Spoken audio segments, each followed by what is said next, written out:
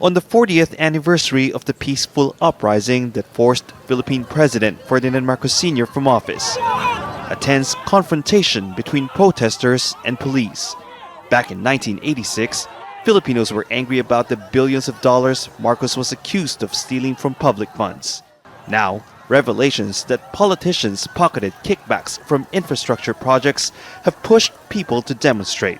It is this very same issue that is being raised against his son, Bong Marcos, in relation to the flood control scandal. And we are outraged that several months, the investigations have practically come to a halt. Police argued the crowds would be obstructing traffic if they advanced, but protesters insisted on marching towards a shrine. As you can see now, there's tension between the protesters and the police right here, very reminiscent of the violent clashes between police officers and protesters during the first major anti-corruption protest in September last year. This time around, they're just trying to make their way to a staging area just a few hundred meters from here. People directly affected by perennial flooding have also been staging their own rallies out of frustration. They say senior politicians aren't being held to account. Angel Cruz lost his leg in 2024. He developed an infection after wading through floodwaters after a typhoon. Floodwaters that were meant to have been held back by one of the construction projects under investigation. But it's because of his disability, not despite it, that he's become an activist.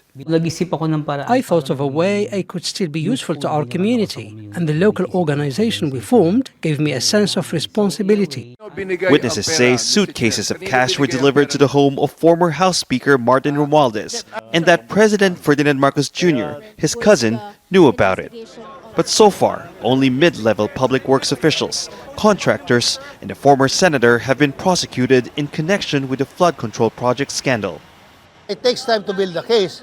However, if you have willpower, you can speed it up.